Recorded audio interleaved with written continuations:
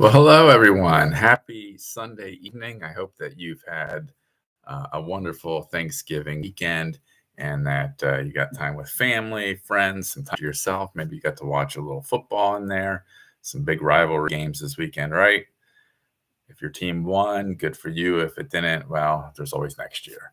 Anyway, we just wanted to get you up to speed on what we're going to be looking for as we move into a new month and we move into a new week here at workerscompensation.com. So let's just get started. We'll do a quick preview of what to expect for tomorrow, or if you're watching this on Monday, what to expect today, and just give you a good idea of what's coming your way, and we hope that you check it out.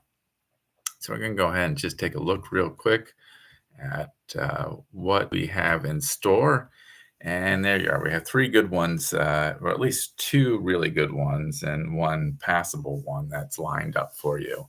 The Drama Triangle versus Empowerment Circle series continues from Dr. Claire Musselman. This is another good one. I think this has been a great series of shifting thinking away from the drama triangle that some of us might be on without knowing it. And that was what was great about how Dr. Musselman worked through the various roles on the drama triangle, because you might not even think that you're doing that. It might be an unwitting kind of thing, or maybe a product of culture or something in your organization.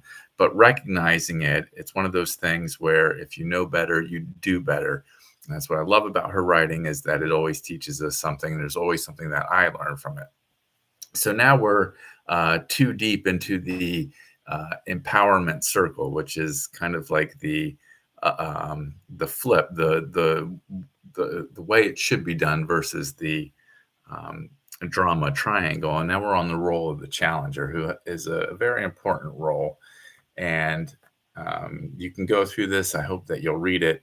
And it's kind of the counterpart to the persecutor from the drama triangle. And so instead of being the one that's kind of like the heavy-handed authority figure, the challenger is the one that gets people to live up and work up to their best. And it's really, the motivation is accountability, but also growth. As she writes here, key characteristics of a challenger include setting expectations, providing constructive feedback, as well as encouraging growth and progress. And that's exactly what the challenger does. And you can read this article tomorrow to see how that happens, and the strategies that adjusters, employers, and so forth can use to embrace the challenger role.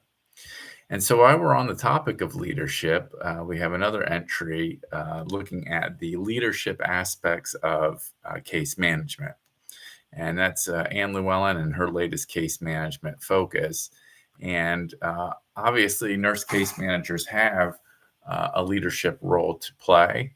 There's someone that people will be looking to for leadership. And Anne does a wonderful job of breaking down the tools that case managers can employ to be the kind of leaders that their clients, the people that they work with, need.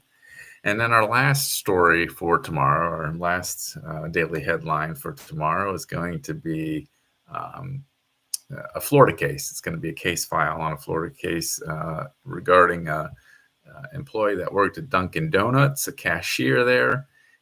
If you're on Simply Research, you can get access to the full text of this case there, and you can read the whole thing for yourself to see what happened. But this is a Florida case, state level case, District Court of Appeal, and goes through what happened in that case and why a late sort of change of opinion on the part of the doctor warranted a continuance on the part of the Dunkin' Donuts, the Dunkin' franchisee here. So interesting little case, and it gives you an insight into a little bit of how Florida law works.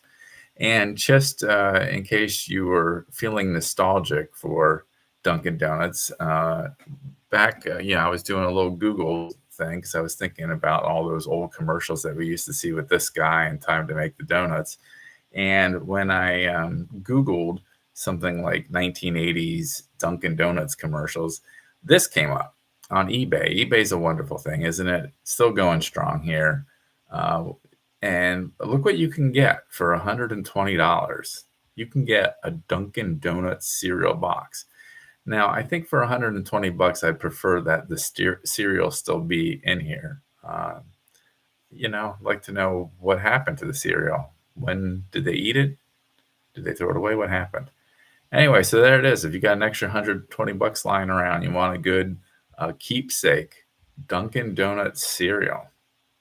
And it would have been fun if it came with this amazing card trick here, the amazing Blackstone card trick system. Oh, this is something that you have to send away for. Anyway, so there it is. I didn't even remember there ever being a Dunkin' Donuts cereal, but it's not shocking. That was definitely one. Back in 1988, I was a kid, and there's no way in heck that my mother would have let me eat something called Dunkin' Donuts cereal, but crunchy little donuts with a great big taste. Yeah, there you go.